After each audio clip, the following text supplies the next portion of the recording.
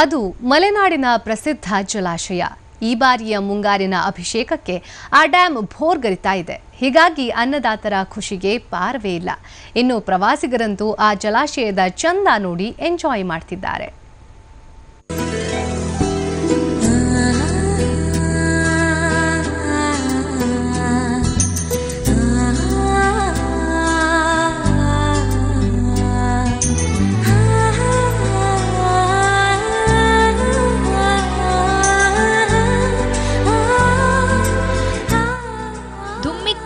ಹಾಲ್ನೊರೆ ಬೀಸ್ತಾ ಇರೋ ಗಾಳಿ ಜೊತೆಗೆ ಹರಿತಾ ಇರೋ ಜಲಧಾರೆ, ಎತ್ತ ನೋಡಿದರತ್ತ ನೀರೇ ನೀರು.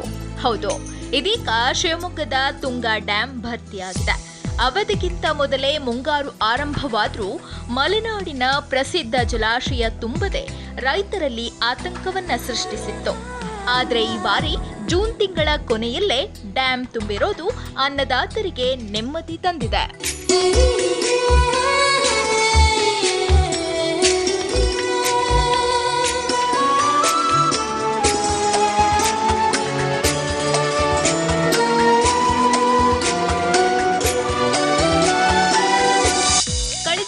ವಾರದಿಂದ ಶೃಂಗೇರಿ, ಆಗುಂಬೆ, ತೀರ್ಥಹಳ್ಳಿ ಭಾಗದಲ್ಲಿ ಭಾರೀ ಮಳೆಯಾಗ್ತಿದೆ.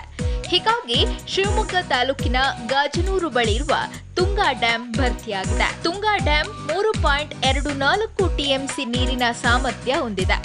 ಈಗ ತುಂಗೆಯ ಒಡಲು ತುಂಬಿರೋದ್ರಿಂದ ಡ್ಯಾಂನ 20 ಗೇಟ್ಗಳ ಮೂಲಕ 10,000 ಕ್ಯೂಸೆಕ್ಸ್ ನೀರನ್ನ ನಿರಂತರವಾಗಿ ನದಿಗೆ ಬಿಡಲಾಗ್ತಾ ಇದೆ. ತುಂಗಾ ಡ್ಯಾಂ ಫುಲ್ ಆಗಿದೆ. ಇವತ್ತು ಶೃಂಗೇರಿ ಆಮೇಲೆ ಕೊಪ್ಪದಲ್ಲಿ ಜಾಸ್ತಿ ಮಳೆ ಆಗಿದ್ದರಿಂದ ಫುಲ್ ಆಗಿದೆ. ಡ್ಯಾಮ್ ಕೆಪಾಸಿಟಿ 3.1 TMC ಇದೆ, ಅದು ಫುಲ್ ಆಗಿದೆ. ಅದರಿಂದ ನಾವು ಈಗ ಡ್ಯಾಮ್ ಇದರಿಂದ ಒಂದು 10,000 to 15,000 ಕ್ಯೂಸೆಕ್ಸ್ ನೀರು ಹೊರಗಡೆ ಹೋಗ್ತಾ ಇದೆ. ಇದರಿಂದ 5,000 ಕ್ಯೂಸೆಕ್ಸ್ ನೀರು ಜನರೇಷನ್ಗೂ ಯೂಸ್ ಆಗ್ತಾ ಇದೆ. ತುಂಗಾ ಡ್ಯಾಂ ಭರ್ತಿಯಾಗಿರೋದ್ರಿಂದ ತುಂಗಾ ನದಿ ಭದ್ರಾ ನದಿ ಜೊತೆ ಸಂಗಮವಾಗಿ ಬಳ್ಳಾರಿಯ ಹೊಸಪೇಟೆ ಡ್ಯಾಂಗೆ ಸೇರ್ತಾ ಇದೆ. ಇದರಿಂದ ಉತ್ತರ ಕರ್ನಾಟಕ ಭಾಗದ ರೈತರಿಗೂ ಅನುಕೂಲವಾಗ್ತಿದೆ. ಈಗ ತುಂಗಾ ಡ್ಯಾಂನ 20 ಕ್ರಸ್ಟ್ ಗೇಟ್ಗಳಿಂದ ನೀರನ್ನ ಹೊರಬಿಡಲಾಗ್ತಾ ಇದ್ದು, ಈ ಸುಂದರ ದೃಶ್ಯವನ್ನ ಕಣ್ತುಂಬಿಕೊಳ್ಳೋಕೆ ಪ್ರವಾಸಿಗರ ದಂಡೆ ಹರಿದು ಬರ್ತಿದೆ. ಸುಮ್ಮನೆ ಡ್ಯಾಮ್ ನೋಡೋಣ ಅಂತ ಬಂದ್ವಿ, ಗೇಟ್ ಓಪನ್ ಮಾಡಿದ್ದಾರೆ ಅಂತ ಗೊತ್ತಾಯ್ತು. I felt very happy. ತುಂಬ ಚೆನ್ನಾಗಿದೆ, ತುಂಬ ಖುಷಿ ಆಯಿತು. ಸೆಲ್ಫಿ ತಗೊಂಡು ತುಂಬ ಎಂಜಾಯ್ ಮಾಡಿದ್ವಿ.